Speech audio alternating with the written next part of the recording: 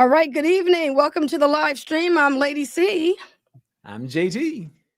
We want to welcome you all to the stream this evening. We decided to use our platform for individuals to come out. We're using this as a safe place for people to vent and talk about their experiences with this new light, as it were, and the teachings that the Watchtower has changed. And so we're here offering this platform, and we've got a nice lineup of individuals that are going to be talking about this change. You know, for decades, the Watchtower has been very, very careful in how they have dealt with this issue of higher education or college. They have made very clear that they would not write anything that says, "Thou shalt not go to college." And as we start this this live stream, I want to make this point because it is very important. Because as you start to talk to Jehovah's Witnesses, your family, your relatives, they are going to start defending this particular position that the organization has said. And that is why we called this particular program, "Why Did Jehovah's Witnesses Discourage Their Young People from Going to College?" And what we have seen, this organization is very skillful at what it does and how it conditions people. And the condition is so great that they did not need to say, "Thou shalt not go to college." Instead, they created a culture where you knew college was not a good choice. And so, we want to allow people, because this is like a rug being pulled from under people's feet. And we're talking about almost 100 years of the Watchtower and having this negative view toward education and making sure they enforced it through the culture as well as some of the policies that they had about it. So we're looking forward to people having the opportunity to share how they were impacted, what they saw, the reaction they had to finding out that now God says it's okay to go to college. So we look forward to the program this evening. For those who are online, please do us a favor. Please put your comments in the chat area. We want to archive this so that we can document that this thing affected people all over. So please share even though you may not be on the program this evening, please share your comments in the chat area. Okay. And I wanted to also make a point that if this goes well and people really like this forum where they can call in and be a part of the program, then we could keep this going on into next week, because we realize that we really need a therapy session. And sometimes that group therapy session is what really helps more than anything, because people understand each other, because we're all going through the same thing. Yeah. So, so please leave those comments leave your comments in the description too about that. All right. And we'd like to take this opportunity as well to thank all of our patrons who have supported us over the years and made this type of program possible, and helping us to be able to keep the program live and keep it going. So we want to thank those as well. Absolutely. And first up, we have Wes. He's been on our program before. We're going to bring him on, and he's going to talk a little bit about his experience with college, growing up as a Jehovah's Witness. So here we go, Wes. And Wes, he's on audio, so bear with us with that. So go ahead. Hold on, let me put you on solo, even though it's going to just be you. No, there you go. Okay. All right. Yeah, Wes, we just wondered if you could, just a quick question out the gate. What was your reaction when you heard this? I felt bad for a lot of people, but I felt like I did the right thing by going to school and ignoring that back in the 80s. Yeah. Did they give you a hard time in your congregation? Because it varied from congregation.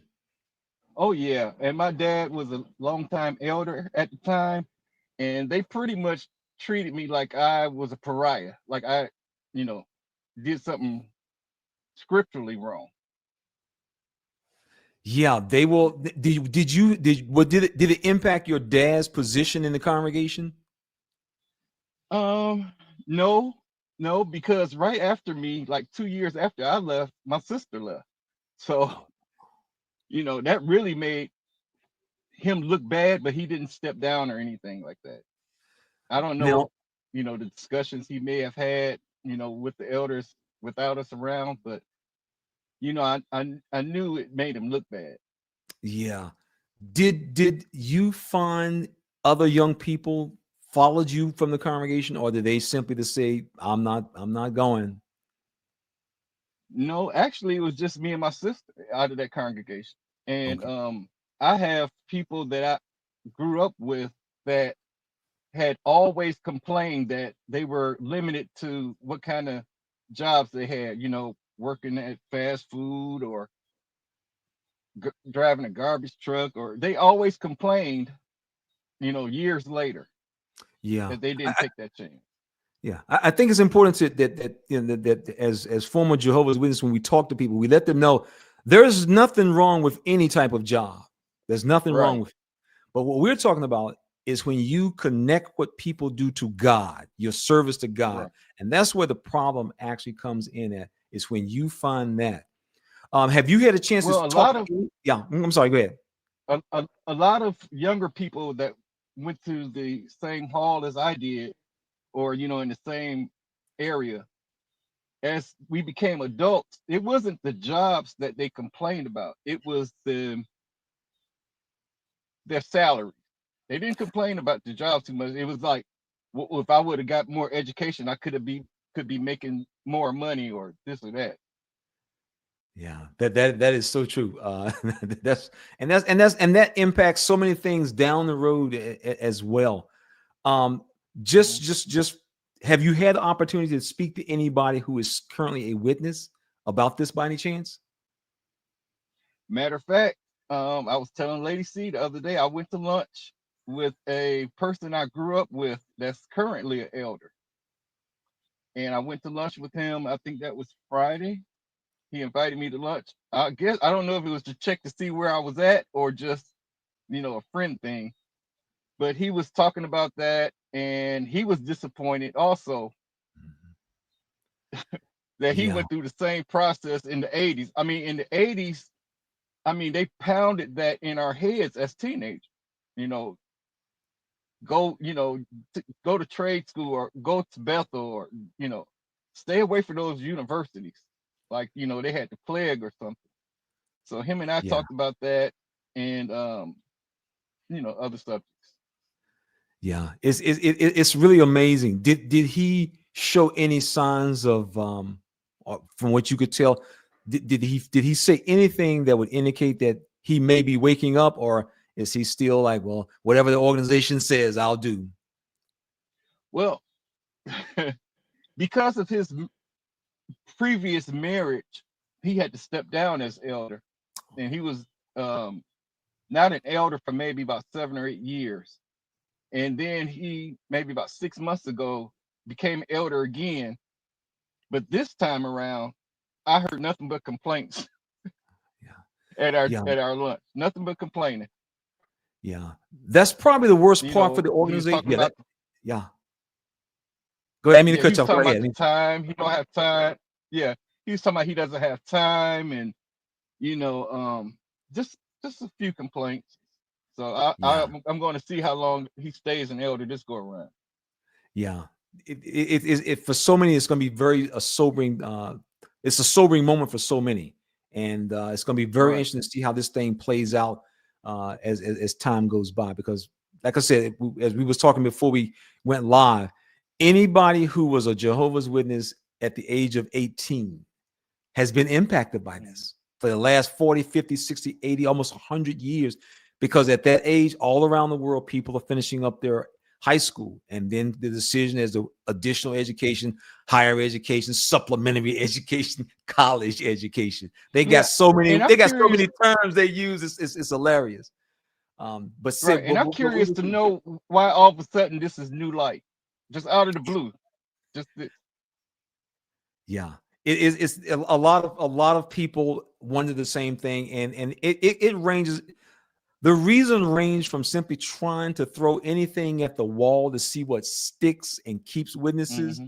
to they realize that they are not going to be able to maintain that rigid hold as everybody's looking around and saying, well, brother, I need some additional, I need more education for what I need to do or what I want to Right. do.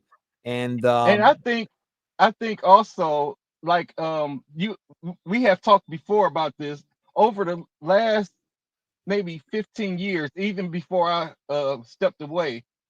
I noticed that um the Kingdom Halls didn't have younger people, and the three of us, we probably around the same age group, and we remember going to the assemblies where it was more kids and teenagers than it was adults. yeah, But right before I left, I started noticing where are the teenagers, where are the kids at?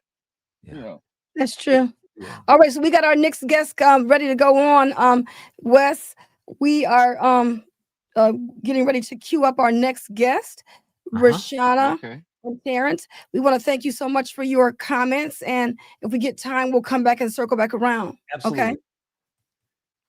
All right. Next up is Rashana and Terrance, my adopted family, my daughter and son. Welcome, welcome. Hey, We Mama appreciate C. you guys. Hi. How y'all guys doing? Glad to have y'all on tonight. Yeah. Yeah. And Now go ahead, Lady Cee. when we spoke earlier about, you guys are being on here, I think you guys were going to kind of talk about your experience with college and what you went through. So did you guys already have all that all set, ready to go? Well, we were gonna just talk about how we felt basically when we heard about it. Okay. Okay. So I'm gonna put you on solo. I'm giving y'all 5 minutes. Is that good to go? Yeah. All right, here we go. Go for it. So I actually, the video popped up, and that's when I like ran in the kitchen and I was like, Terrance, you are not gonna believe this at all. And I showed him the video, and I got really emotional about it because She did. we were treated so bad for leaving because we wanted to go to school. And I just remember, like, people telling us, like, don't leave Jehovah, don't go into Satan's world. And that was the conversation that was constantly had with us. And I was just telling them, I'm like, what's really sad is when we graduated, of course, we had a few people there, really, really close friends. His sister was there for his, but now I think about it, like, apparently now they'll probably have graduation parties, and the witnesses, it's okay for them to attend and celebrate with others. And it's just unbelievable that they made this change. That's how I felt on my end. Right. Yeah. For me, I mean, I just say it was incredible for me as well, because when I came in, I moved from Georgia to Iowa, and from there I was telling everybody how interested I was in joining college. And I remember her dad, when he was like, "Oh, you really?" Because she's an elder. He was like, "Oh, you think that's okay, Shauna?" So even then, I was thinking, like, okay, there's some sort of vibe here. Like, some reason it seems like trying to get higher education is like a dirty word or something. So even then that was happening. Then when we finally did years later, I kept hearing that same thing. Don't leave Jehovah. Don't leave Jehovah. And I'm sharing a positive experience. I'm like, hey, you know what? These are my first grades. Like, I can't believe I got such good grades. Remember that? I was like, check out these grades, in college. And instead of going, oh, that was great, it was, don't leave Jehovah. So even then, I'm like, yeah, I know I'm not going to be getting any privileges or anything like that. So to see this whole this whole 180 or something that the organization has done, it's incredible. Wow, that's amazing. Yeah, just a question: have you guys had a chance to touch? Have y'all had any conversation with witnesses about this as of yet? Yeah, definitely have a lot of our friends who left. I mean, well, first I did text Lady Cee, Mama C, and I said, what in the world? I think it was capital letters when I text you. I was in shock, but we did get phone calls from our friends. One that really, really like hit me was when she said, my kids are older, because they just left maybe about 2 years ago. And she said, my kids are older, but I could have been pushing them to go to college. And just that realization, you know, because she's like, their lives would have been so different and our lives would have been so different. So like hearing that, and then having other people, a close friend of mine, she couldn't even speak because she knew how bad the organization had treated her when she did decide to go to college. And then even to the point of kind of like being kicked out of her house because she decided to go on a different path. So a lot of people are just like really emotional, really angry, really upset because we went through so much. And I'm, like I said, I'm very glad that we left because our kids are so young where college can be a choice for them if they choose it. But it's really sad to know that we would have been stuck in an organization that kept us down. Like we were talking about the things we've accomplished by going to college and the careers we're in. And we were cleaners. And again, nothing wrong with that. But to know that we could be more and that we are doing more now, and we've gotten all of these awards and gotten all of this community that we have in our jobs, it's like we would have never known this side, and it wouldn't have encouraged our kids to do their best in school also. Yeah, I know one of what's her name? It was my mom's friend. She was like, when I was in college getting my master's, I had to keep it all secret. I was like, couldn't even tell nobody, you know. So it's like, again, it was like almost like a double life for her, you know. But instead, just to get, just to come to the meetings to have peace. Yeah, we have an experience in the congregation we used to be in. An individual that was in exactly the same situation. Lady Cee, you want to share? You want me to tell her about what happened to that sister? Her title, she had a title. Okay, so Lady Cee, don't put me on the spot. Okay, I'm sorry. But I didn't want to call her name out. But there was so many experiences. Which one are you referring to? Well, the doctor. We had a sister in our congregation. I didn't even know this, and I was the secretary, and I didn't know this, and I had all her records, published record card. What it was, she had a doctor's degree, and she did not want anyone to know that she had a doctor's degree. Wow. And I can't imagine how she felt when you would have speakers who would come and say, people will get these degrees and all they are is an educated fool, and and so this is what makes it, this is why I made the point at the very beginning. The Watchtower did not say thou shalt not go to college. They created a culture where you just knew not to go. Right. And you just knew, because everything was always talked down. And as a result, when kids reach a certain age, they're like, I ain't gonna go to college. And it affected our children because they had many of them decide, well, there's no need to really excel in school. And so they just got mediocre grades. And you would see both. The Jehovah's Witness child who's like, well, world's coming to an end, no matter. And then you would have those kids who did very well in school, and then all of a sudden the teachers would pull them out. You're doing pretty good. You think about going somewhere after? No, ma'am. Excuse me? No, ma'am. And right. So that's the kind of stuff that you run into and you see. I definitely was in the congregation with people who got scholarships. Like maybe a year before I graduated, and then a couple of years behind me, like full ride scholarships, and didn't take them. And I'm just thinking to myself, like, what are they thinking right now? Yeah, it's a lot. Yeah. It's a lot to digest right now, right? Thank you so much, Rashana and Terrance. We really appreciate you all. Thank you so much. Now we're going to move on to our next guest, and that would be Joe and Fran. Coming up. Good evening. Good evening. Hello. Hey, how y'all guys doing this evening? Good. Thank you. Thanks for having us. Good. Oh, you're welcome. Now, Joe. Go ahead. Now, your situation is kind of in reverse. Yeah. Because in your situation, you have kids. And so you brought your kids up in the organization. When you heard this change, what went through you guys' head? Yeah, and also make the point that both Fran and Joe, when they Yeah. became Jehovah's Witnesses, Oh, they were yeah. already college You already graduates. been to college. So here Yeah. they are coming into an organization Yep. Yep. where, like you said, they're bringing their children in. So you guys want to kind of talk about your situation? Yeah, yeah, yeah. I just give pause because it's so bizarre. Um, Fran and I came into it with college education. We both had college. I had 6 years. Fran had 4 years of education.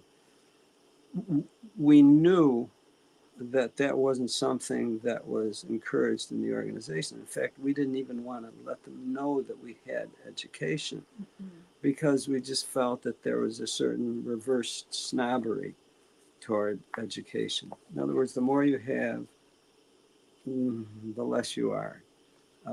So we recognized we were coming into it with that.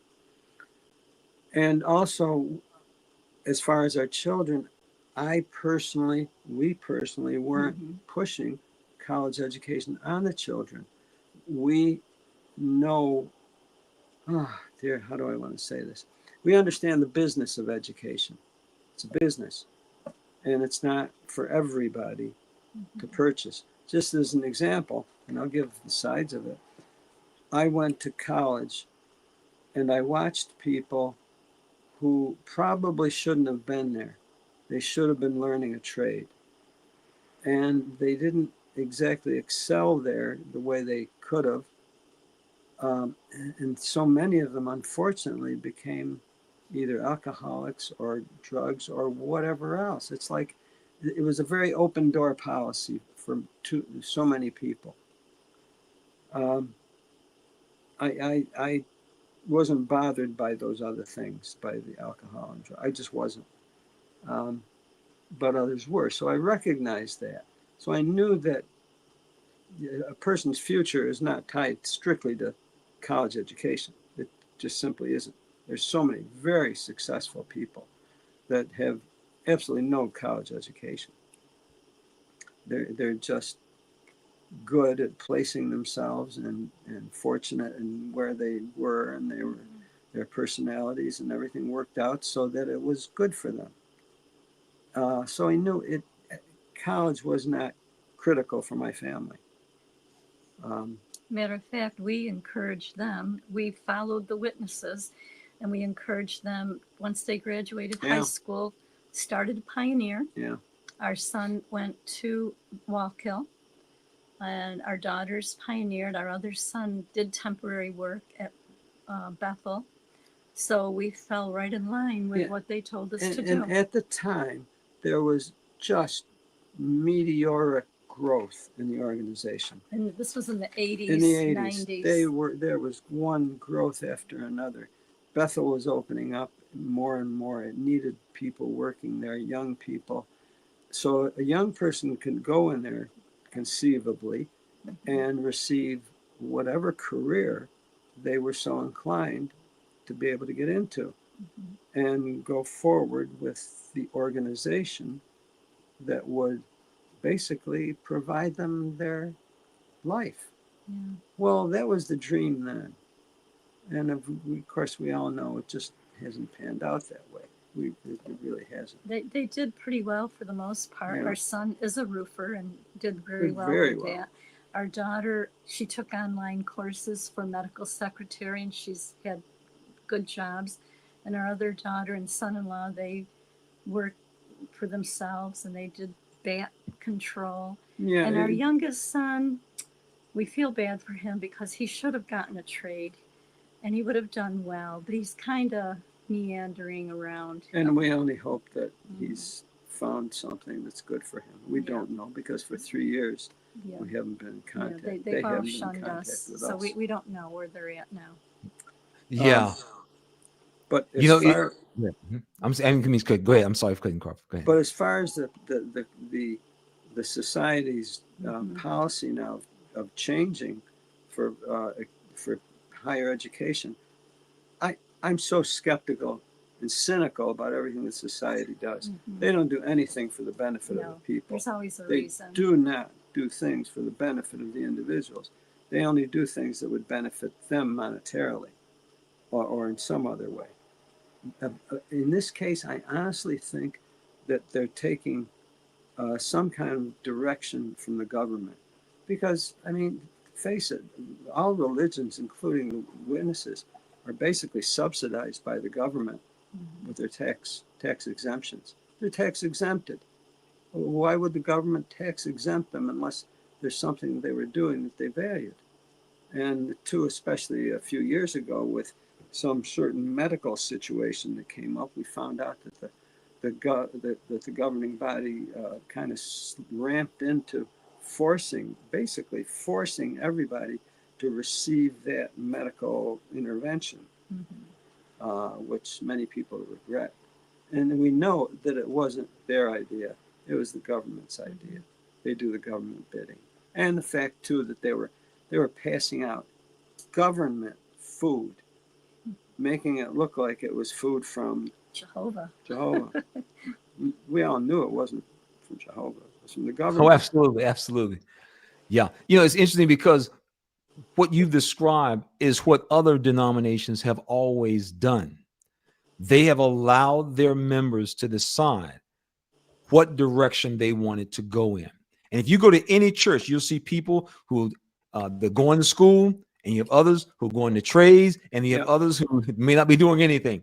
But they allow their members to make those decisions. They don't do what the organization has done, and that is take their position and wrap it in the Bible and claim that it has something to do with God. Yeah. Because that's how they got us.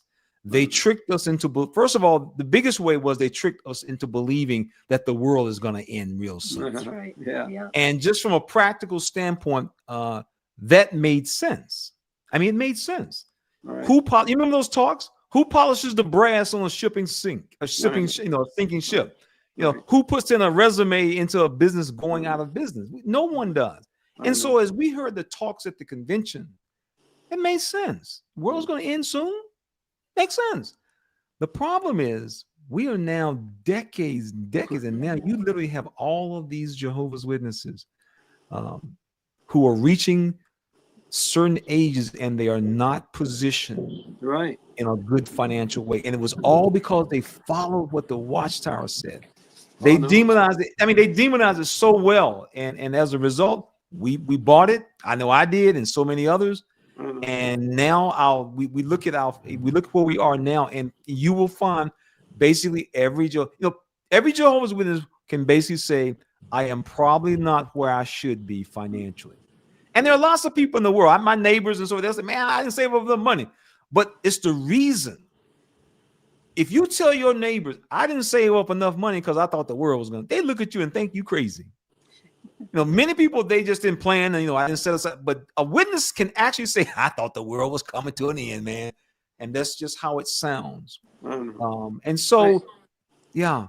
Well, everything that I've seen that society does is they make it look like it's to benefit the adherents, the members, but really it's for their favor. And then they make themselves look like they're some kind of great people for doing that.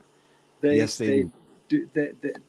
So what I would wonder is, I wonder how they think that this policy is supposed to benefit them. I wonder. Yeah. And it's kind of, and I think one of the most ironic things is that the Watchtower will send out confidential letters to the body of elders, and they will tell them, secretly go around and ask any brothers in the congregation who's a lawyer or who's a dentist, ask them, do you want to come to Bethel? And do you know what and you recall what was at the bottom of that letter? Oftentimes at the bottom of the letter, it'll tell the elders, don't tell nobody else in the Kingdom Hall, because we don't want them thinking that we are advocating going to college. So don't mention this to nobody else in the Kingdom Hall. So if it benefits the organization, the talents, the skills, the college degrees, they're okay.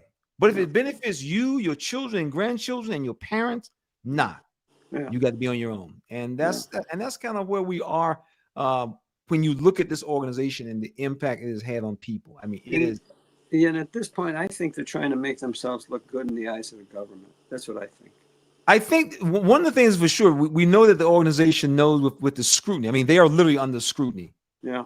As witnesses, no government ever really looked at our teachings. Right. And when you start examining the Watchtower's teachings, people begin to see that y'all guys teach some ridiculous stuff. This stuff is crazy. Yeah. And now the organization they're trying to become more mainstream. Well, As one guy said, they're going to be almost like milk toast after a while. You ain't going to be able to tell them from any other religion. Well, JT, think about this.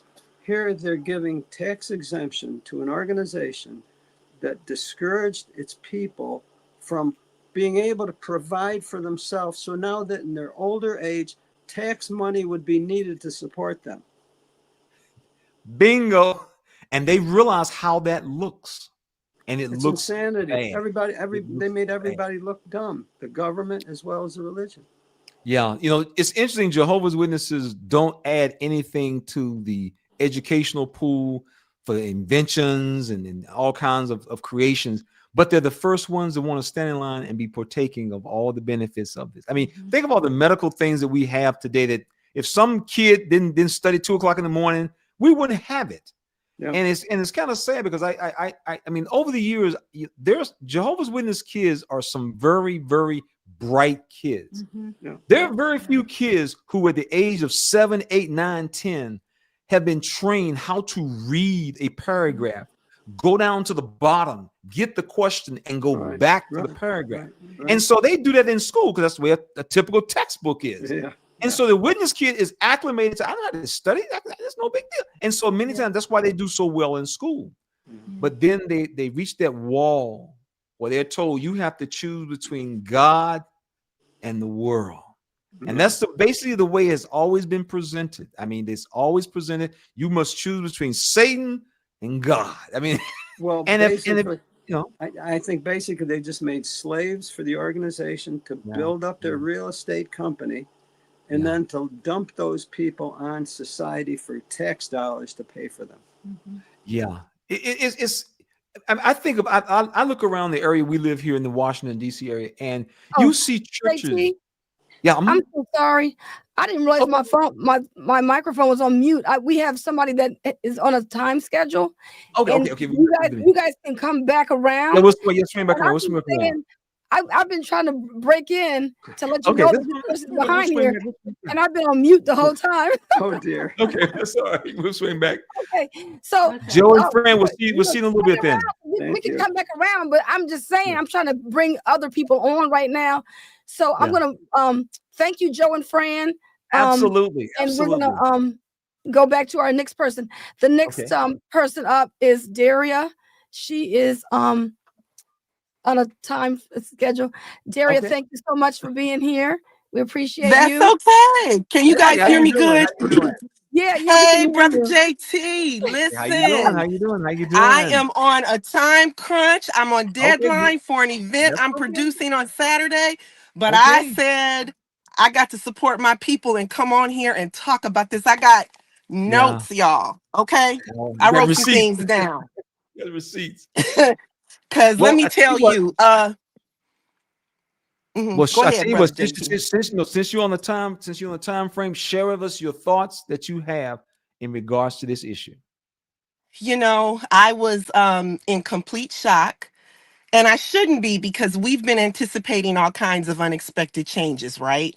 But Kathy and I, Lady Cee and I were texting right after, the announcement came out. We could, girl, do you see this? And immediately what came to my mind were those highlighted awake articles where they would highlight someone who had some amazing talent or gifting and had forsaken all of that and given it up for God's kingdom. I can think of doctors that were highlighted in those articles. I can think of a ballet dancer who was highlighted in those articles. I also thought about that blue school brochure. I hated that brochure. I hated that school and Jehovah's Witnesses brochure. I thought about that. I thought about that hardcover Young People Ask book. I remember being at a convention, Yes. and when that book came out, this was at the Silverdome in Pontiac, Michigan. And when that book came out, they had all of the young people sit in the same section of the Silverdome together.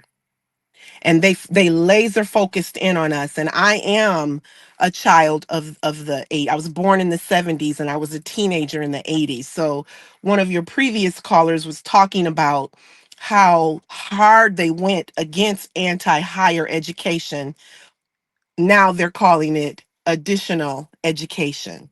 Don't you love it? And so I thought about they're so sneaky, and the gaslighting. And then you know, I remember my sister she went away on campus college. Now we all got some college, but she was the only one of the four of us that went away on campus.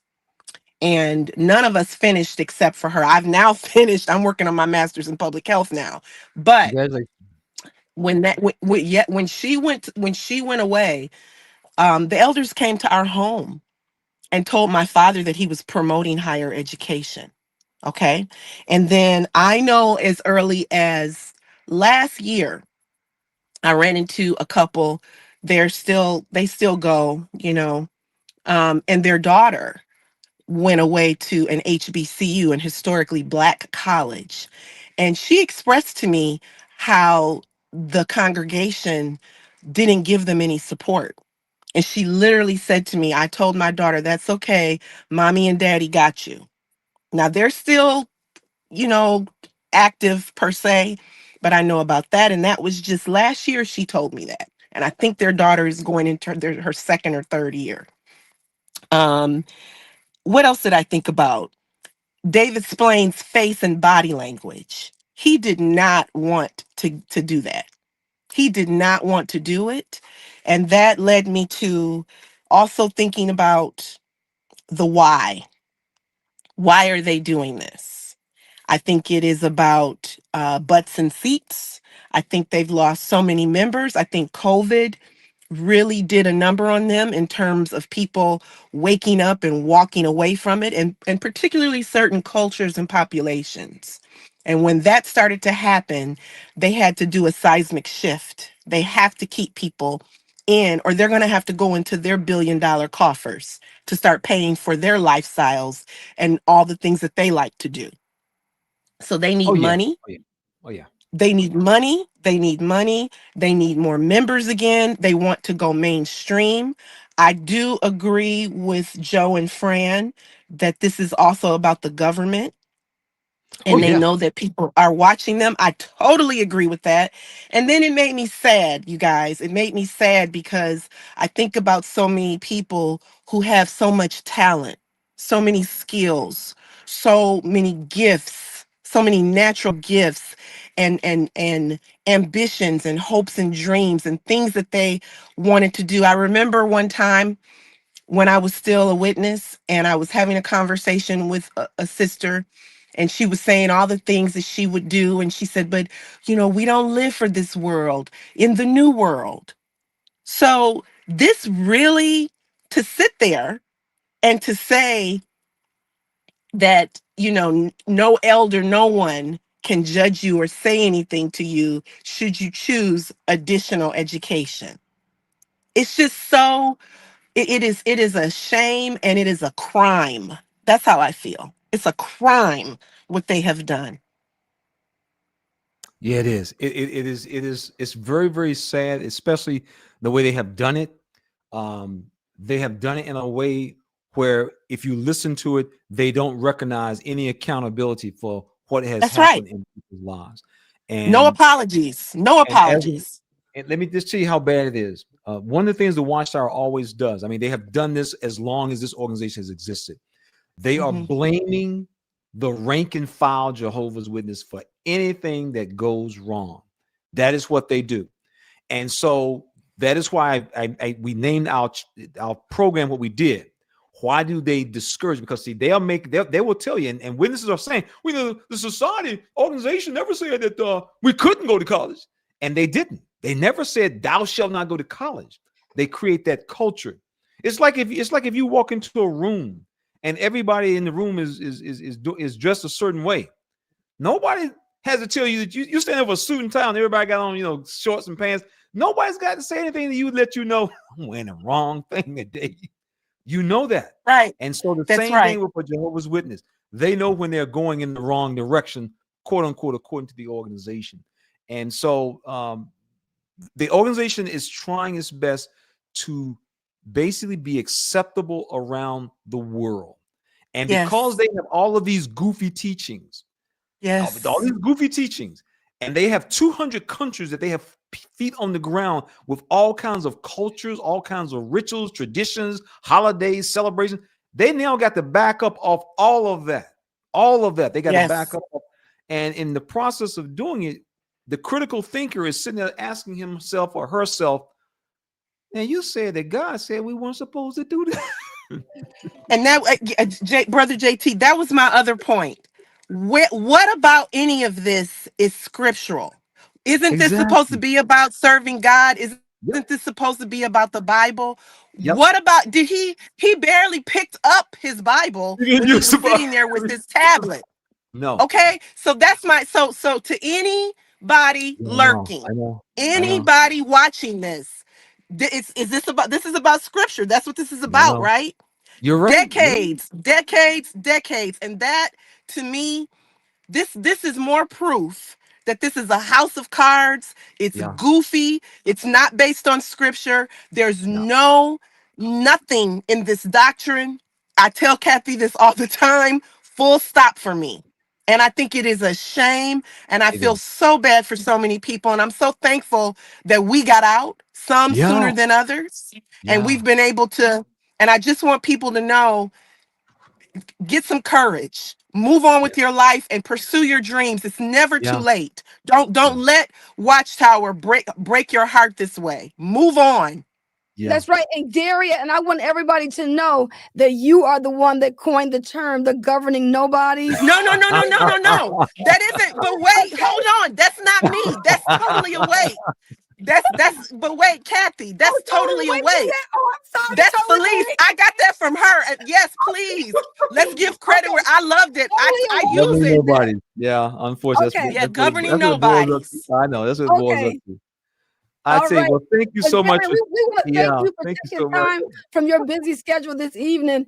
And we're going to move on to our next guest is appreciate y'all. Bye-bye. You're welcome. All right, take care. All right. Hey, Collins, just before you start, we want to just offer a word of appreciation to all those who are offering us assistance in keeping the channel going. Thank you all so much. We appreciate what you've done. And this is one of the things that's so important to understand is that we left this organization and we now have the means and the ability to reach back and help other people.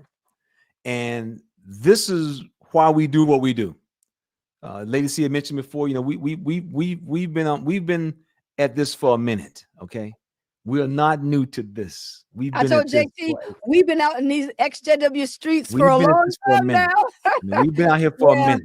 It's been a while. And the number of people that we have been able to see their lives change, their families change. We've seen people progress on. They realize this ain't the truth. They realize mom and daddy ain't coming. Okay, mom and dad, if you're not coming, I still got to keep moving. I got to keep moving. And these people have been able to reach the point. And that's why I tell people, everybody's at a different place in their journey. It's very important to understand it, at a different place in their journey. And don't criticize others because they may not move as fast as you or I may have moved. Because every person, we have a friend, Wendell. He's one of the guys who help us a lot. When we can't get to all the phone calls of people calling us, and because we just get so many, we can't call everybody. We will call up Wendell, and Wendell will say, I got it. Send me the number. What's the name? I got it. And within 5-10 minutes, Wendell's on the phone calling this person up. I just want to Lady Cee, I know you always give me about the time, but let me just share this with you. Just show you how sad this is. This is sad. This is sad. Wendell called me up just the other day, yesterday.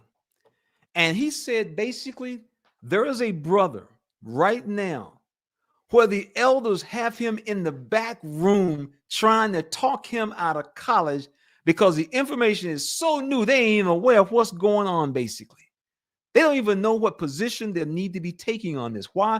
Because they've gone through the training program, which deals with removing elders and all of this. So witnesses right now are confused. Some don't even know what time of day it is. And so people have life, their futures, their financial situation is right on the line. And we see, I mean, Lady Cee, we talk to people who are reaching their golden years, and they're like, JT, we just didn't know, man. We thought we were going to be in the new system. And now that they're facing some difficult time. And so for the Watchtower to come out and pull this type of trick, oh my goodness. It's like pulling the rug from under somebody's feet. So, you know, I didn't mean to cut you off. Bring Collins on. We want Collins to share what his thoughts are, though. Go ahead. Okay, our next person, we want to welcome Collin. Hey, man, how you doing, guy? Welcome, Collin. How you guys doing? Thanks for having me on. I really appreciate it. Yeah, it's been a while. You know, this is, wow. Where do we even start? This is, I know, right now, all I can tell you, because I don't have contact with any active witnesses. However, the EXJW community right now is a powder keg. Yeah, it is a powder keg, and it's going off. So, you know, I pretty much, you know, I got my notes here. I got notes here. So, you know, I told my people that I got a few comments here that I wanted to share. I told the people I was going to give them a voice, share their comments, because literally I've got hundreds of them now, hundreds. And this just, people were immediately sounding off on this issue and really, really, really affected by it. So I just got a couple of comments here that I want to read that people left on my channel. And then I got a little excerpt from a 1969 Awake magazine, so which kind of puts it all into context where this is all coming from.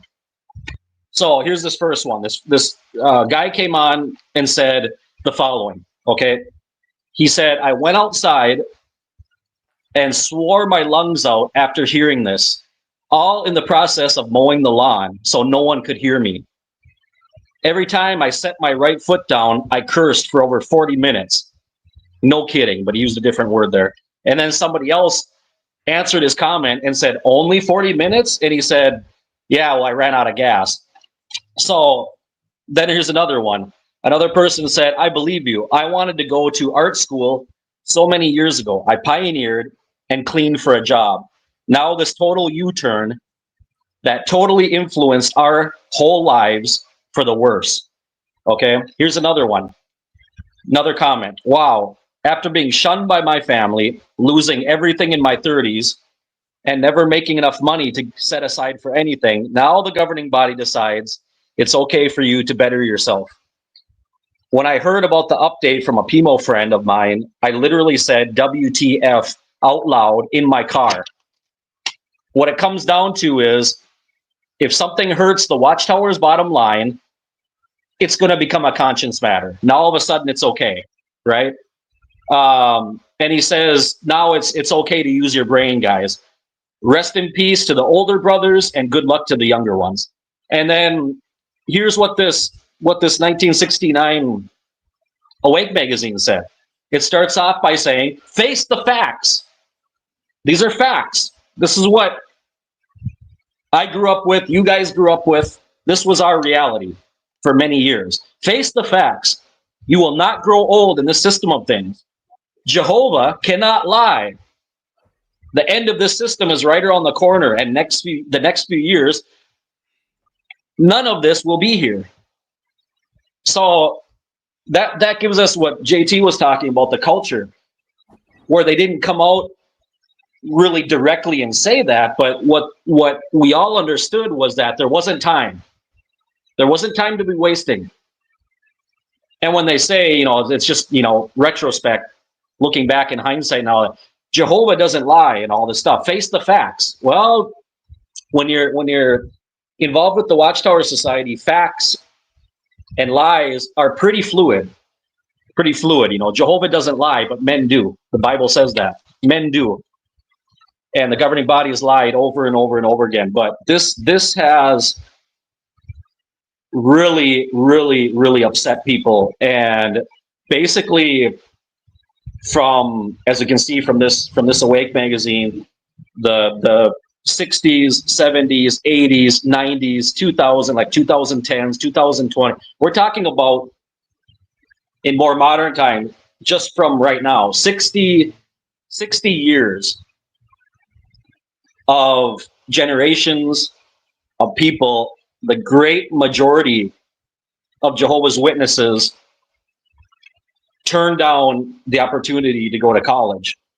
Okay, and I agree completely with what Joe and Fran said, that, you know, not necessarily for everybody. Some people just aren't cut out for college. Some people are better for trades and all. But the issue is, though, is that you have the choice, right? You have the choice whether you want to go to college or go to trade school, or maybe just start working and start a business, whatever it is. We didn't have that option. And if you did it, listen to all of the experiences that have been given right now. The other young couple there at the beginning that gave their experience, where they went to college, but it was keep it under wraps. Don't tell anybody. Or the sister that had a title doctor, doctorate or a PhD or whatever it was, you know, and having to hide that. And don't tell anybody, don't let anybody know that, because right away you're going to become a target in the congregation, because the knowledge of the world, right? Knowledge of the world is foolishness with God, and blah, blah, blah, blah, blah. So this has been something that I think that, you know, this could be potentially, you know, very traumatizing for a lot of people. This could be borderline dangerous. Yeah, really. yeah. I mean, People, you know, people emotionally that are going off. They're going off. And that was one of the reasons why we, you know, Lady Cee and I, we discussed, you know, it would be good to just open the platform up so that people can come and share some thoughts. Others can come in on as viewers and just hear some things. Let people know, look, you're not by yourself. You're not in this game by yourself. The magazine that you read, Collins, think about this, and this is so sad. I mean, this is so sad. The Watchtower don't know what facts are. They have no idea what facts are. They make up their own facts. Right. They have no idea where we are in the stream of time, as they used to say. The governing body, Jehovah's Holy Spirit, gives them this. They ain't got jack, okay? They ain't got jack.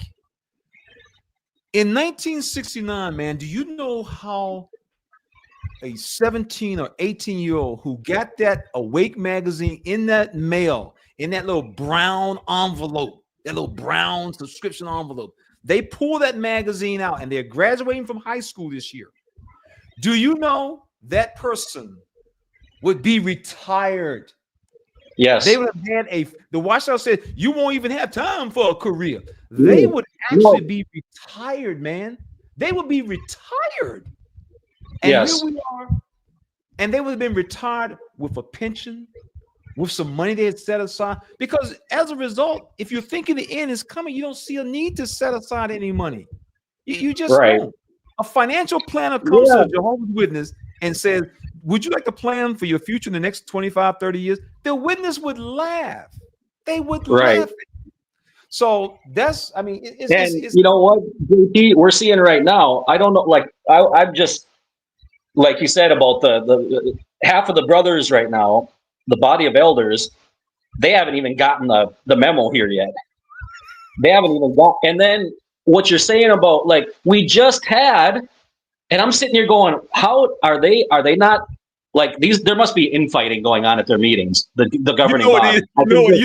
Because the way they're just haphazardly all of a sudden, because they just a few months ago They had on the broadcasting the interview that they did with those two young people from Nicaragua. And this really hurts me.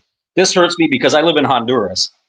Okay. These two young people from these third world countries that had the resources, which is very few people, right? They're blessed enough to be in a family that had money, right? And they were able to, they had the opportunity and they had the scholarships to study medicine. No, they gave it up and I'm washing windows now and you're sitting here going, no, how can you tell people? And now all of a sudden, guess what? I said, are you going to have them back on? Are you going to have them back on the broadcast and say, guess what? We're going to send them back to college because we just told them they just blew it, right? They blew their opportunity. And you're sitting here going, what are these people? They just had at the assembly a couple months ago where that drama where they're talking this kid out of going to college. This just came out, and all of a sudden now, I can imagine even in the active community, there's confusion going on here. Like, what is going on here? What are these people? I never told people really like our experiences when I was growing up. We kind of broke the rules, but my oldest brother went to college because he ended up working in the bank system, and he went to college. And then my middle brother went to tech school for master plumber. He's a master plumber now, and I think he's working out in Ramapo. He's still a witness. And in my case, we were able to hide it because there was a college program where when I was in 11th grade, starting in 11th grade, you could do half of your day at high school and then half of the day at college. So nobody really knew because I was supposedly, I was going to high school. Well, half of the day I was sneaking out and going to the college. So by the time I graduated, I only had 1 year left, and I graduated from structural engineering. I did 3 years. But my dad had to step down as a ministerial servant. He got removed. He got endless grief from the elders, and my dad is 73 now. He's still bitter. He's not even a witness anymore. He's still bitter about having to step down, how he got treated, how they criticized him. Oh, your boys should be doing this and doing that, and and he still talks about that. Like, I wasn't gonna follow them, and my boys, you needed to get a job and be able to support yourselves. But he's still bitter. Like 30 years later, he still talks about it.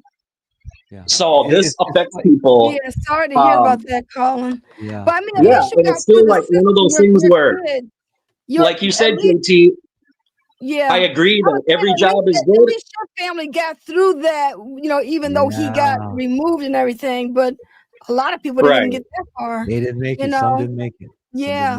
Well, we're gonna move on. You all gotta respect everybody's time. Okay. All right. Collin, thank you so much. We appreciate you.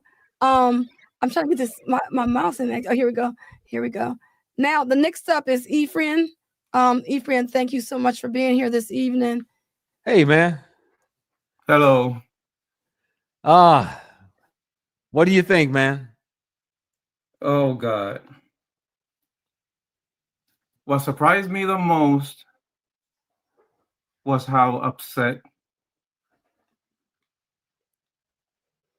I got. Yeah. I knew shit. I mean, I expected this at any moment, but I did not expect getting this upset and this angry about it. I got baptized and became a regular pioneer in 1988. And in 1989, I graduated from high school. I graduated with honors, and I qualified for full scholarship to the #1 university in Puerto Rico. I wouldn't even have to pay a dime had I gone to college. And I openly to let the teachers know they knew I wasn't going to college.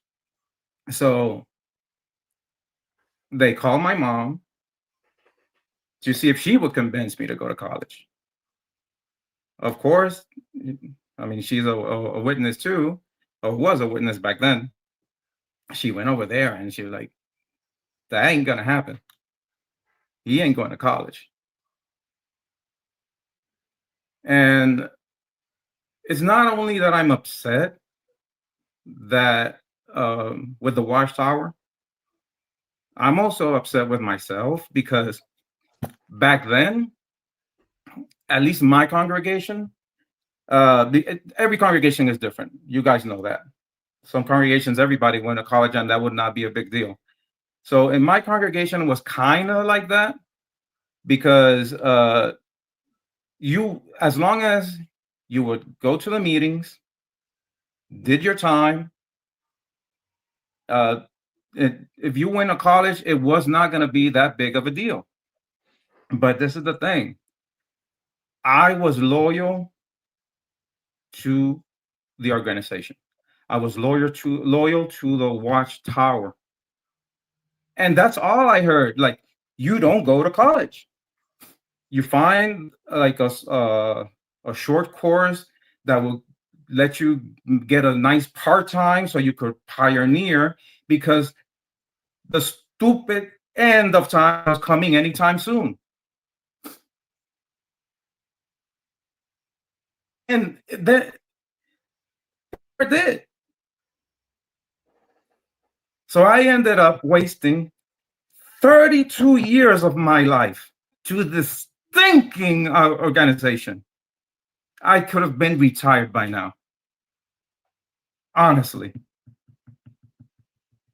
And the thing is that not only that, because it's not that I didn't go to college, is that I didn't even take advantage of opportunities that came my way for a really nice and profitable career. And I would say no to it. Why? Because I have to be loyal to the organization. I got to be loyal to the Watchtower. And I knew people that went to college and they did nothing with their diplomas anyway, because once they graduated, they would not pursue a career because that would be a huge no-no. And even like until recently, there's compilations of videos of the Watchtower of the in the broadcastings of saying, demonizing going to college and higher education this and higher education that. Oh, that's one thing that really pissed me off when he comes up with this play on words and saying, oh, there's nothing wrong with additional education. So like if he was saying, we never said anything against additional education. It was just like higher education that we were problem with. It's like, well, we're not inspired. We're only guided by God. So oh God. I mean, I am upset. I would love to have those 32 years back. And the thing is, you listen to, like, okay, people say it was not said directly, you should not go to college. It's something that I always heard about. And when you hear, like one circuit overseer said, if you hear the Watchtower, the faithful and discreet slave, the society, that's how we call it back then, say that something is dangerous and they're discouraging you to do from this, take it to the bank. That is law. That is a rule. You have to follow it. Even if you're not going to be disfellowship if you went to college, but they're saying so many things negative about it that you will not do it. That is, period, is not an option. And even though there are saying, oh, you can go to college now, I mean, not go to college, they're just using, very carefully the words, you could seek additional education. God forbid they say, use the word higher education when comparing it to Watchtower's education. There's a lot of strings attached also. Like half that of what he said was, oh yes, you're going to go there, but remember, you got to be here at 11:30 at night, or this, whatever. But I got so deep into debt, my wife and I, because of not pursuing and grabbing these opportunities that we had. That's going to take me at least 20 more years, even though I've been out of the organization for the past 7 years, at least 20 more years before I would be completely out of debt, that I'm still dragging from 32 years wasted in the Watchtower. And my wife is a college dropout too. She went like half a semester, dropped right out. I hate the Watchtower. And you can see how I said that this got me. Yeah, I'm really sorry that. Yeah. Because and this is the thing, because it's not. I mean, we follow. Not only that, it's like that's why we don't have even kids. But the same. And we love kids. Hey man, the same with me and Lady Cee. We have no children. We were going to have our children in paradise. I mean, because there was like the end is coming soon, any day now. Don't build a house. Don't get a career. Don't go to college. Don't have children, because the end is coming anytime now. Yeah. You're right. And some people really got a whole lot of things going where they didn't buy a house, they didn't have kids. You're growing older in this system. Who takes care of you? If you had bought a house 30 years ago, what kind of equity would you have that would go towards your, retirement and things like that? It just kind of compounds all the losses. You know what I mean? So yeah, that is very, very difficult. And now the society that we live in is just getting worse. My cousin, I was talking to her today. She moved to Brazil, and I was making some eggs, and she said, "Oh my God, that's like Cristal. That's how much eggs cost now." She was comparing them to Cristal. It's crazy. So I mean, things have changed. The prices and stuff. It's just crazy. And like you're saying, you didn't get your degree. You're struggling. You're trying to make ends meet. And a lot of things that people are dealing with is poverty, and things that you would never have to deal with is dealing with those type of things if you would have been able to make better decisions when you were coming along as a Jehovah's Witness. Yeah. Oh, but one thing, I'm back at college. I'm back at school. Yeah. I'm back at school. Yes, I'm right. Yeah. I'm almost completed my first year in college. Mm-hmm. So it's never too late for anybody who's listening. I know. Yeah. Lady Cee and I, we went back to college, and because of working full time, we could not go full time. So it took Lady Cee and I, it took us both 10 years. Woo. 10 years, man. We went to college. I went my 10 years back, JT. I went my 10 years back. I'm telling you, when I look back over the 10 years, we 10 years, man. College, yeah, we would take a semester, and we couldn't put any more classes on the list because it was just too much. Then you had to take another one semester, and so the impact. But let me just share this with you, Efrain. This is something to think about. And for those of you who are watching this video, I want you to think about this. This is very, very important. When we speak many times, we often think of Western countries, the United States, the UK, Finland, Switzerland. They're not the only places where Jehovah's Witnesses are. Jehovah's Witnesses, as we said before, they have boots on the ground in 200 countries. Mm-hmm.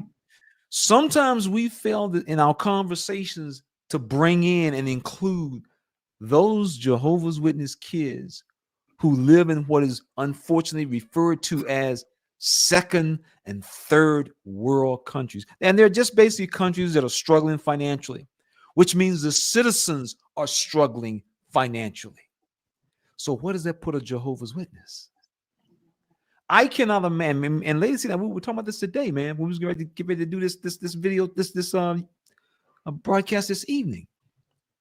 Can you imagine, man? You live in a country where everybody's a goat herder, and here you are. You got a chance, and I have an experience about a goat herder that was related to me by a brother from Nigeria who worked at the branch. He was an ex-Bethelite with me.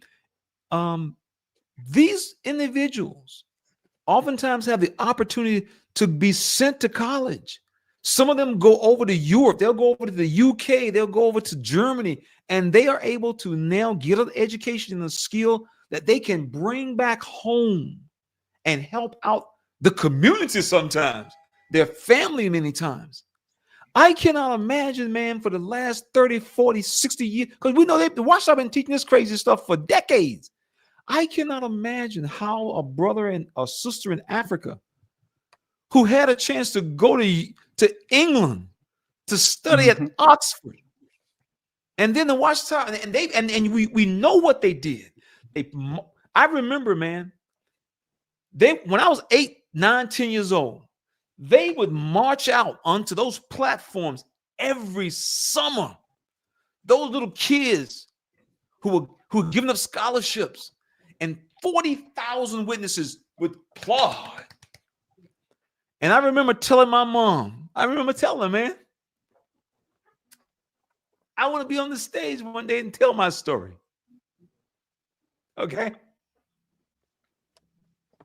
So, well, I mean, and I know that, and I know that some. Go ahead. And so as a result, and so what I'm saying is that we got cut short here in the States or in the West, but our brothers in the Latin American countries and the Asian Pacific areas and Africa, man, they got there and they got cut off at the knees. And so the Watchtower has really jacked up a lot of people's they jacked up a lot of people's lives, man. They really have. And so at this point, you know, all we can do at this point, because they took time from us. Rich people lose all their money. 5 years later, you read about them in the paper, they're richer than they were before. But you cannot get time back. You can't get time back. And you can't get it back. And that's what the Watchtower took from so many of us. They took away time that we can never get back.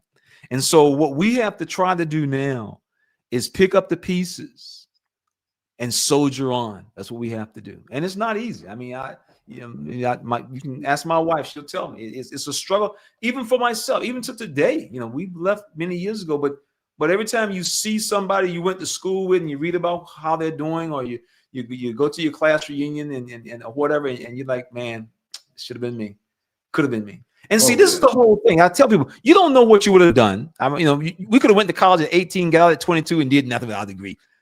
But the problem is that was an opportunity and a decision that the Watchtower should have never had a part in. That's the point. That's why I mentioned about the careers, because not only will you not pursue, like, go to college, even if the opportunities came for a nice profitable career, you would pass on it if it took too much time from Jehovah. Yeah. So I mean, it's a double-edged sword. Yeah, sure is. Yeah. It is. But Efrain, we want to thank you so much. Yeah, man. Thanks for sharing, man. For all what you had to go through. But hang around. We're gonna bring our I'm so sorry. Go right ahead. Can I? Like, I don't know. I mean, I don't know how long we were gonna be here, but can I finish off with a toast, whether an hour later? Go ahead. Do your thing. Okay. Do your thing. This is funny. I got here, Collin 15. Uncle Tony's finest. No, you didn't. Here we go.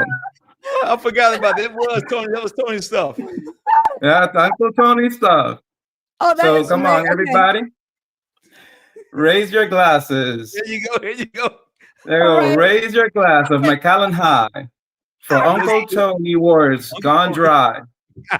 The governing body wasted our years preaching end time and feeding our fears.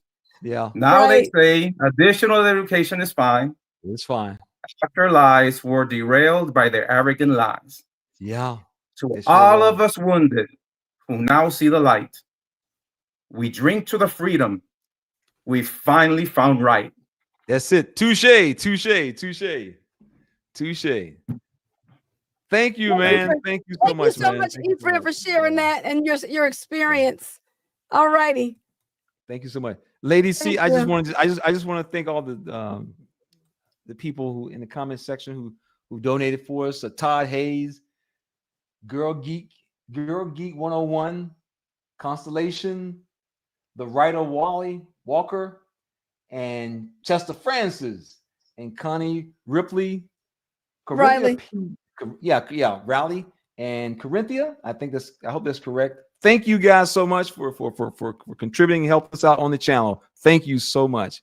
Okay, Lady Cee, who's next? And we have our good friend Jack. Hey! All right, hey man. I dressed up for the occasion. Listen, No, you didn't. I went to my son's man, how you closet doing, and I man? got the graduation gown from him. Get the graduation. He just finished college. I mean, college. I wear my cap and gown. I didn't wear my cap and gown. We'll wear the cap and gown next time. Yeah. he lost the hat. He just threw it at the end and he You threw it. That's right. You threw it in the air. Oh man, Jack. I think one of the commenters this evening made the point. Fran and Joe, they made the point about the Watchtower doesn't do anything unless it's a benefit, and I know that has always been been your. I mean that's been your rock, boy. That the organization ain't doing nothing. They ain't doing nothing for you. It's only for them. Well, I have so much to say, but I'll try to be quick. Well, following what you said. I don't know if you remember, but they ran out of people to put in the governing body because previous understanding was that people had to be anointed before 1935, right? And then they closed the gates to heaven and they said only people will be resurrected here on earth. When they ran out of spaces in the governing body, then they're like, okay, let's open the gates to heaven. And all of a sudden, like thousands of people now can partake and go to heaven. So it shows how they're changing their doctrines based on what they need, not what is real, not what is factual, not what's in the Bible. It's just, what is it that we need right now? Okay, we need to open up the gate to heaven. We open up the gate to heaven, right? And it's the same thing here. I think they're really running out of people who are skilled. They're running out of people that, I mean, what is it? They paid like $1 million to a lawyer in Norway. I think they really need people with skills. And yes, I personally saw that list that you mentioned that was written in pencil on a scrap piece of paper with all the people who they are looking for: lawyers, doctors, engineers, architects, doctors, dentists, you name it. Everybody with higher education, they need them in Bethel. And they were looking for anyone who would be willing to go and serve there. But I want to mention a couple of things that you also mentioned. One thing is not everybody lives in the United States. And funny enough, people in the United States, Jehovah's Witnesses, actually have a higher percentage of having a higher education. So based on what I found while you guys were talking, I found out that about 12% of Jehovah's Witnesses hold some sort of college degree, which is out of majority of the religions out there one of the lowest. Like Hindus have 76%, Jewish 59%, Buddhists 47%, atheists 43%, Orthodox Christian 40%, Muslims 39%. Jehovah's Witnesses have 12%. That's in the United States. But other countries like Australia, 3.3%. 3.3%. That's super low. They have a bachelor's degree or higher education. Other countries, 4.7%, 4.5%. So you could really see that is not, because Jehovah's Witnesses usually like to say, oh, no, it was always a personal choice. It was always a conscious matter. We had many people who were Jehovah's Witnesses who were doctors, teachers, and architects, engineers. Yes, that is true, but the percentage was always very small. And nobody got this fellowship for going to get higher education. That is true as well. We have to mention this. But they couldn't hold any position in the congregation. It was really strongly discouraged. And as you mentioned, they recently put a video of how to remove an elder who allowed his child to go to university. That is crazy that so quickly they turned this around and now they're saying it's okay. It's mind-boggling. But I want to mention a couple of examples from my own family, how that affected us, because I think everybody shared their story. So I'll start with where I grew up. So where I grew up in Poland, and I grew up in the communism. So back in the day when I was just a kid, everybody was going to some sort of higher education if they had the brains to it, because it was free. You know, in the United States, it's super expensive to go to college and university, and a lot of people cannot afford it. But in the communist country, not only it was free, if you were a good student, the government will actually pay you. Yes, they will actually give you some money to continue your studies as a reward and as an incentive for you to graduate and to become somebody. So it was a little bit different mentality. And a lot of witnesses actually went to university, and Jehovah's Witnesses were discouraging it, but it wasn't discouraged as strong as I would say in the Western world, especially because after the communism collapsed, guess what happened? A major shift, and majority of people found themselves without work. And those who didn't have education, they really struggled. Like they really, really struggled. Majority of the factories were shut down. Majority of the workplaces disappeared. You're looking at inflation of not 12% when people are freaking out. We're looking at inflation of 500%, 550. It's crazy inflation. We're looking at unemployment of like 25%. Like it's just numbers that if they happen in United States, the country would collapse. But that's what I remember. And guess what? My sister went to university. My father was a Catholic. My mother was a Jehovah's Witness. And even though my mom was a witness, she still pushed my sister to go to university. She finished that university. And at one point, she ended up in Bethel, in Polish Bethel.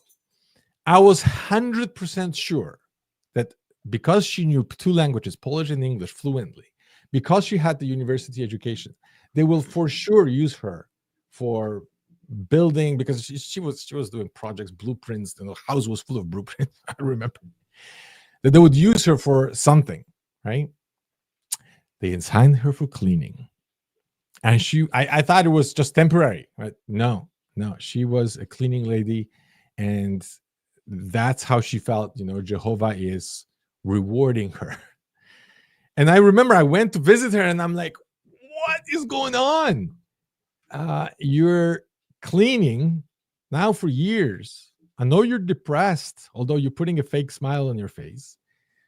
But if you continue here, I'm just wondering what kind of retirement you're going to have." And I asked her this, like, what happens to you if you get sick? What happens to you if they don't need you here anymore? What happens to you if you get old? Let's say you hit the 65 or whatever. And she told me, well, you don't retire from serving Jehovah. I'm like, well, yeah, but let's say they're closing the department and letting you go. What kind of a security do you have if you get let go of at the age of 60 or 65? She got really upset with this question. Like, no, Jehovah will take care of you. And I'm like, yeah, but how? And she's like, exactly. Yeah. And not that I was still very believing Jehovah's Witness. I wasn't, trying to undermine her faith or anything, right? It just, I was curious, just literally curious, because I'm like, if you go to work, then, you always pay for your pensions. And at the end, 65 hits, you retire. But if you work here in Bethel with university degree, cleaning, and then do you retire? Like, what happens? And she didn't tell me. She was just, I think she was embarrassed to admit what really happens to these people. Oh, absolutely. Absolutely. Which is really sad. And what happens. Like, you just get a handshake and you say, that's all you get. Thank you for your service and bye-bye, right? And you're on your own. And it's super depressing. And another story is with my own wife. Mm-hmm. So also she was not brought up as a witness. So here's a family, 2 kids, daughter and son, and father, also immigrant, came to Canada, worked really hard, and his dream was to educate his kids, put the kids through university, make sure they have a good education, because I work in construction and I work really hard. This Portuguese guy worked really hard, but he worked for his kids. He wanted to make sure that the kids are educated. So he sent his son to university, but the daughter just started studying. My wife started studying with Jehovah's Witnesses. And she was an excellent student. Like most witnesses are, just top student, they like, oh yeah, you need to go to university. You got to be a psychiatrist. You got to be a doctor or somebody. Like, they told her, you have a future. And guess what? She didn't go. She did not go. Her brother did. She became a witness. Her brother didn't become a witness. He works today for an oil company in Alberta. He makes a killing. He makes a really comfortable life. Like this is a life most people dream of, right?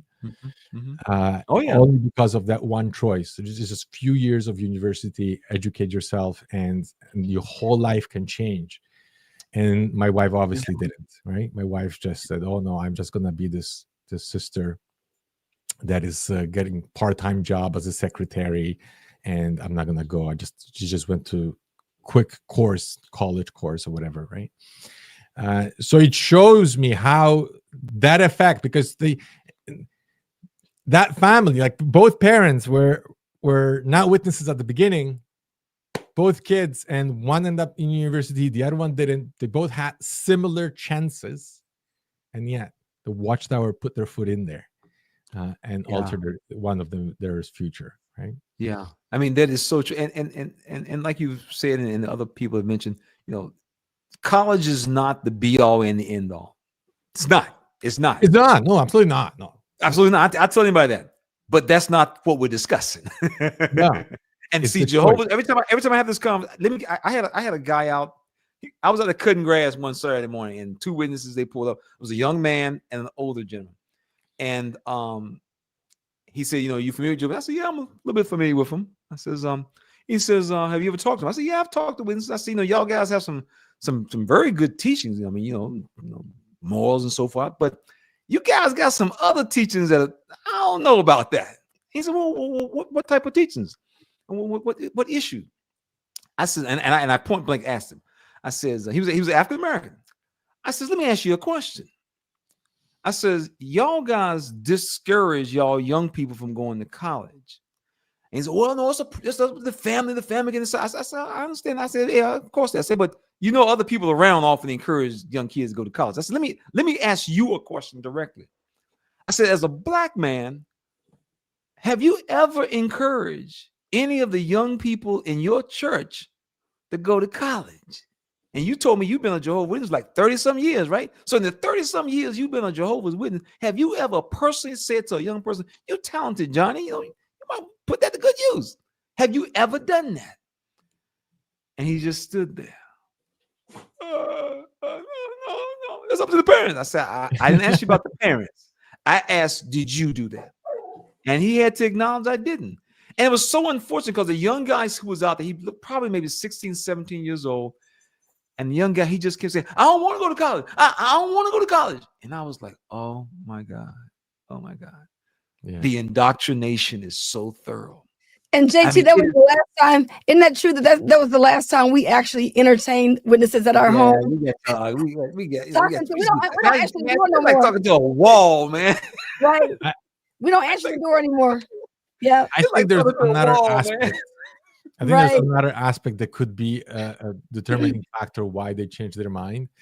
Yeah. See, previously, if somebody went to college, a lot of times they would leave the organization because they started thinking, they started critical thinking, they learn about cults, they learn about psychology, there's a lot of stuff over there. They're like, okay, then that happened actually to my wife's brother, my brother-in-law, right? Like he was studying with witnesses, but then he went to university and he's like, okay, that stuff's crazy. It doesn't always happen that way, but very often. And I think now you reverse. I think now actually kids want to go to college and they're losing the members because kids are saying, "I'm going to college."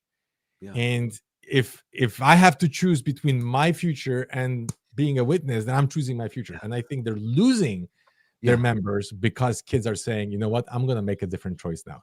They're not much interested in religion. They're not interested in serving. This is why they're constantly crying that they don't have elders or ministerial servants, because young guys are not reaching out and they're not reaching out, man. 20 years old. Like, it's crazy, man. That's why I think it's that shift happening, right? But I could be wrong.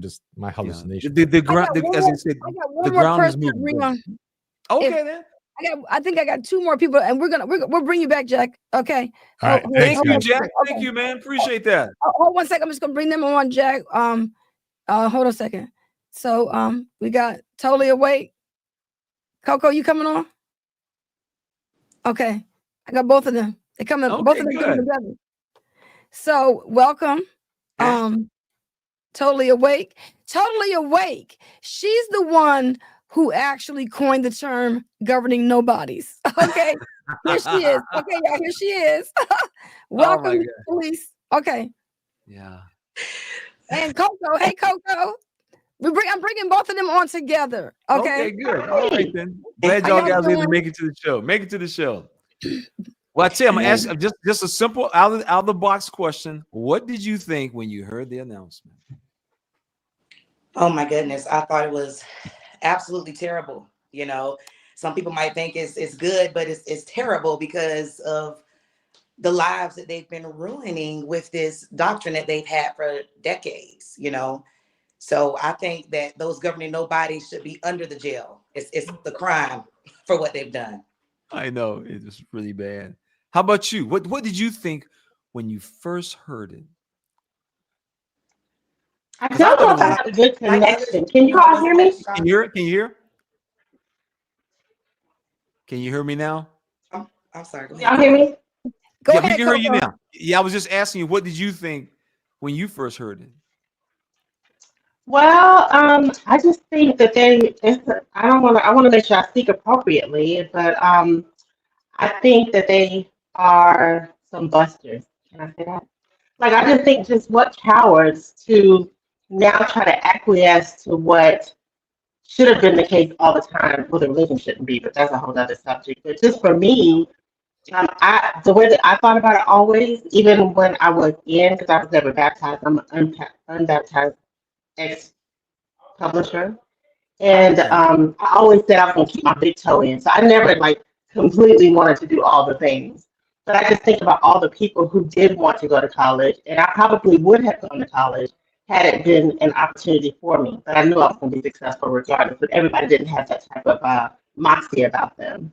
So for the people, like someone mentioned earlier, who could have had scholarships or people who, needed that type of education to be successful, I just feel like they're God people and that they'll never apologize and they're never accountable. And it's just not right. That's an excellent point. They will never, ever apologize. Mm-mm. That is so true. Yeah. Now, have y'all talked to any witnesses since the change by any chance? I don't know if you have or not. I was just wondering. No, I haven't. Okay. Yeah. Since we're talking about this particular subject about going to college, no, but my mom is a pioneer, and she just completed pioneer school again. That's right. Yesterday. That's right. She is. Yeah.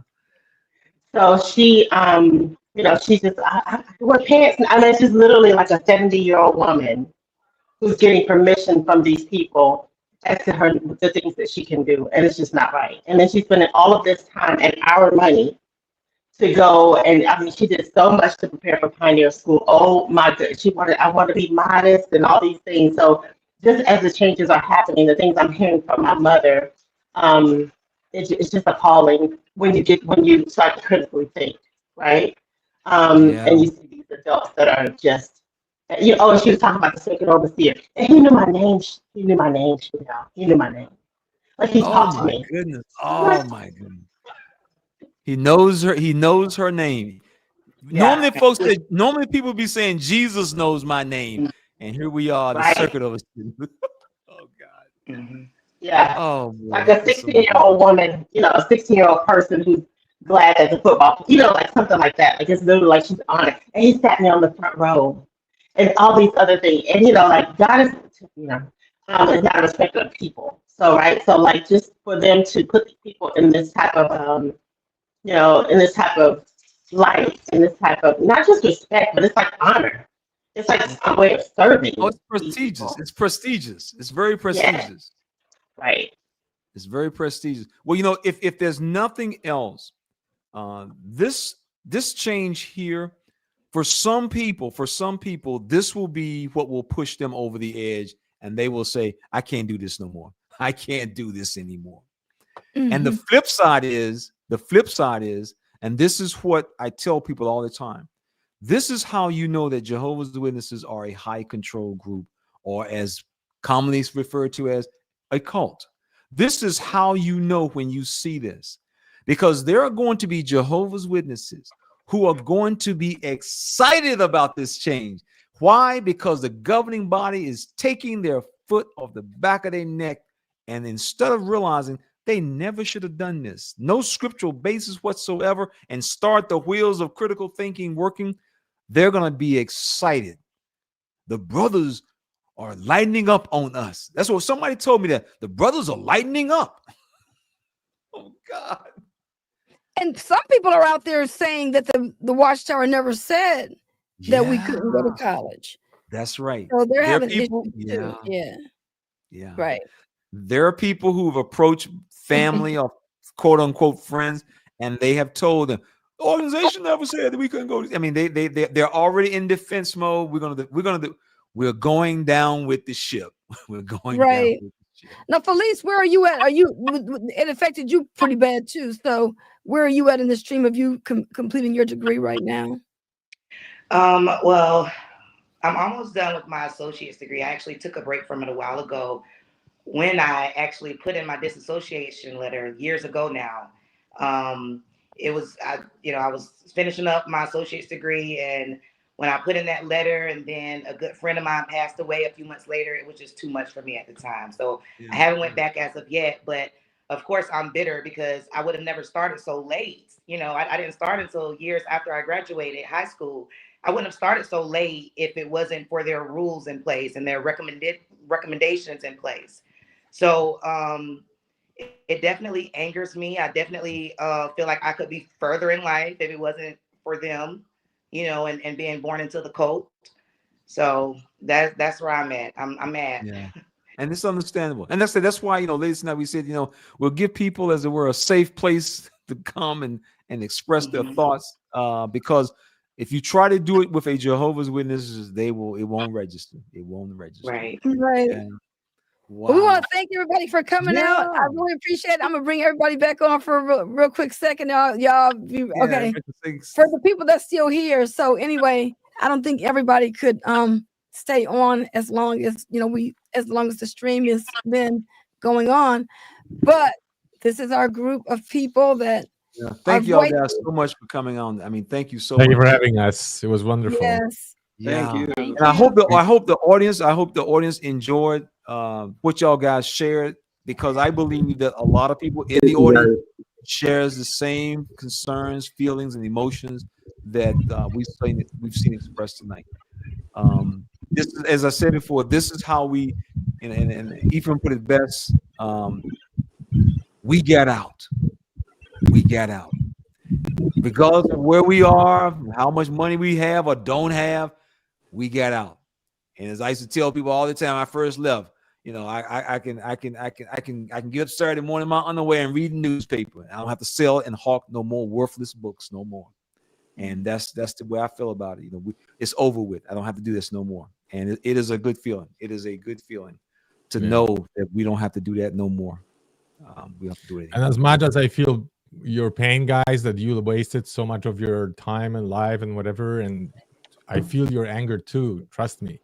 But at the same time, think about all the young ones who now will have the opportunity to go to college. That's true. Think about all the new generation right now that it just with one announcement, that madness is over. Their future will no longer be wasted. So I rejoice for those. I'm happy that they made this change. I celebrate that they're actually becoming more normal. And that brings me comfort. I understand that, many people were hurt, but that is no more. And I'm happy about that. Yeah. Because of the pressure that the ex-Jehovah's Witness community puts on the Watchtower, one of the things that's helped the Watchtower for all these years, they've been able to operate in silence and undercover and with anonymity. Because of the internet, people everywhere. I mean, I can only imagine my mom could have typed in Jehovah's Witness after that first Jehovah's Witness left her door. How different it would have been. And so for today, people can type in, because if you type in Jehovah, man, as one person, don't type in Jehovah's Witness. Don't type in just make sure you type in jw.org. Don't type Jehovah. Don't type it. Don't do it. And they can't stop it. And so I had young people was telling me that they are now young people are sitting in the kingdom. This is crazy I've heard. They're sitting in the Kingdom Hall, texting back and forth. That brother's wrong. Look at this quote I got from the man. They're doing it in the meeting, doing the meeting. Brothers up on the stage. He's on the stage, man, and the young people texting 4 or 5 of them, man. Where you get that crazy stuff from? Yep. So they're not gonna stay. This new generation, like you said, Jack, they can't get elders. They're down to 20-year-old elders now, 21-year-old elders. I mean, it's this. I think eventually the organization will become basically completely irrelevant for most witnesses in their lives. It'll just be a social program, just a social. Because the doctors aren't holding up, so that's what we see. Lady Cee, you want to wrap it up for us? Anybody got anything they want to share as a final close? Well, I just want to say I'm not sure who's looking, but I'm confident that a lot of people who are still a part of the organization, cult, business, are sometimes peeking and watching when different platforms are happening. So I just want to speak to that briefly to just say, if something is right, like if something is right, just not even from a biblical perspective, but if something is right, then you can stand on it, and you it's okay to question it. It's okay to research it. I researched my lip gloss, right? So if someone is telling you that you can only go to one site, which is their site, to get your information, that should be a reason to be alarmed and to go outside of that source to try to get information. And there's so much information out here. So I just encourage people to critically think and do the research. And then if it's right, come back to where they started, which won't happen, but that's just my advice. That's excellent point. Excellent point. All right.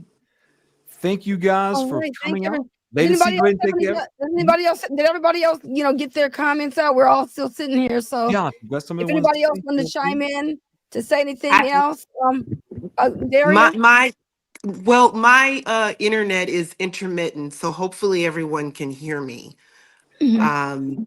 But I agree with Koco.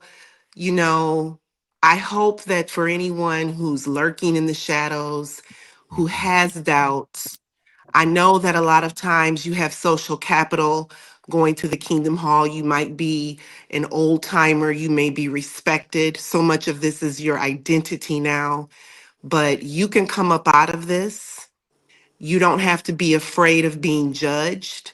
Who cares what people think? Who cares about the optics?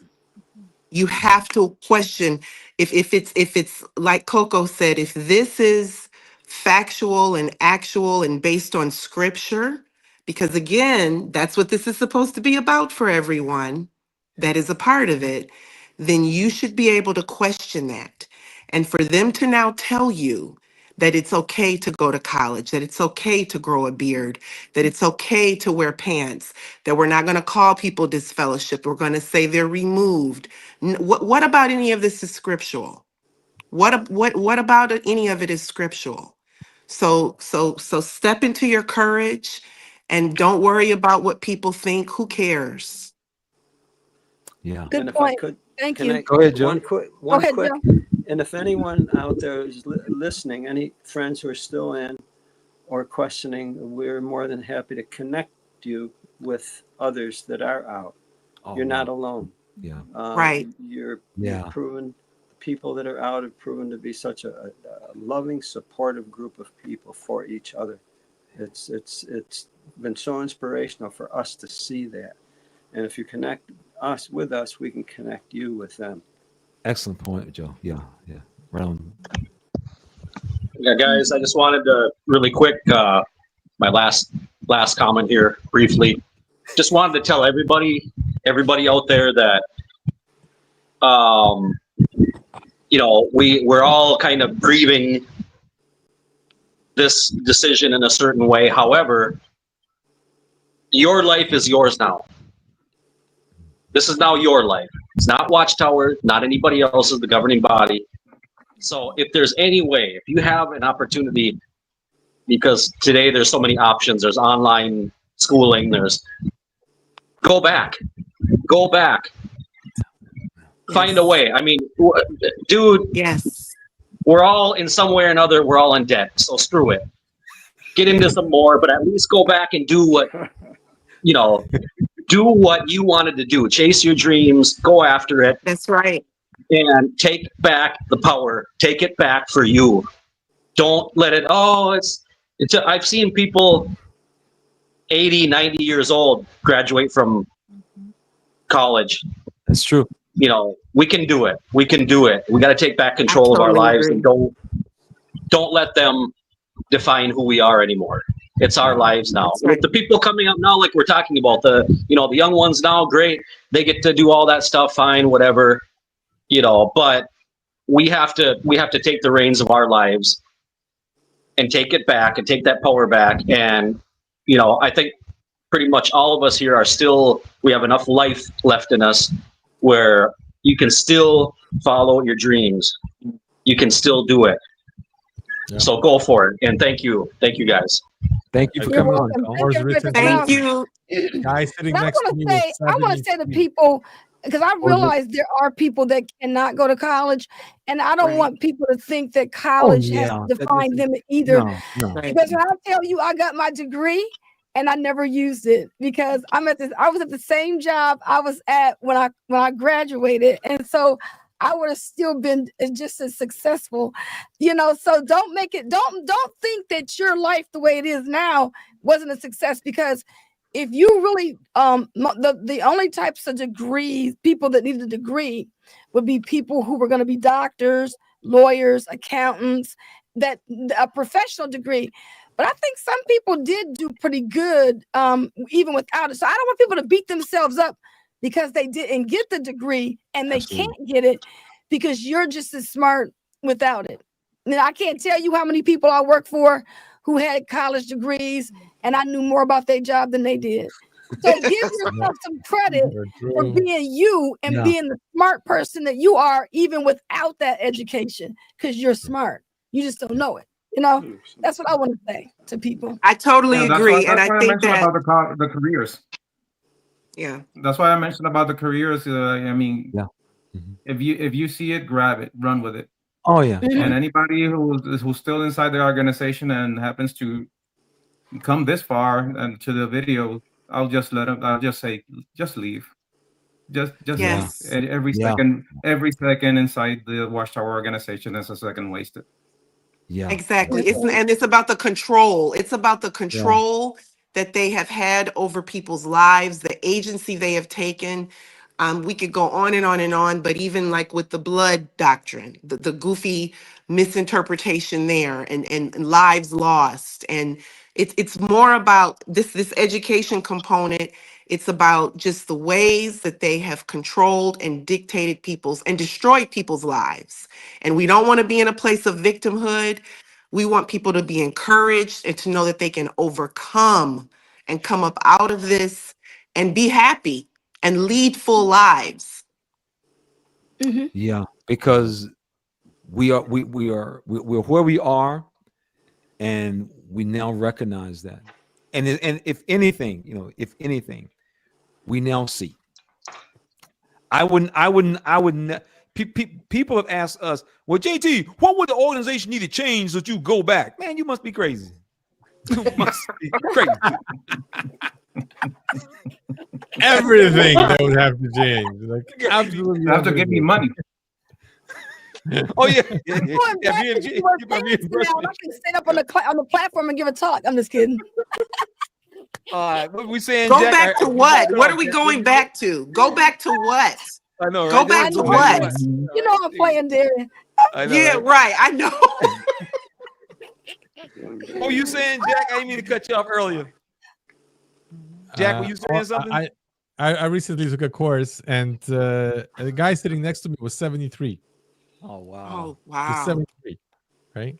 It wasn't a JW or anything like that, but even at that age, he's like, "I'm doing it now. I got time. I got money. I can do it." That's right. Hey Jack, I graduated with a lady that was 84. Wow! Wow! Yeah, that's incredible. That's I mean, fantastic. she almost. I mean, it was like people just clap when she went down to get her. I mean, That's it was just fantastic. amazing. Yeah. Not That's never too late. Never. Never If too you're late. Never breathing, too late. it's It's not never too too late. That's how I see it. Yes. Right. All right, So ladies. everybody, See, we we really want to be appreciate cognizant this. of everybody's time. I'm sorry. Go ahead. What were you saying? I was just go saying ahead. that we really appreciate everybody coming out and supporting the live stream this evening, and the people and everybody in the audience and everything. And exactly for people who didn't get a chance to watch it, they can look at it after. Anytime, guys. Anytime. Appreciate it. Thank you, man. We All hope right. everybody have a good evening. Take care. All right. Good night. Have Take a good care. evening, Bye-bye. you guys. All right. All right.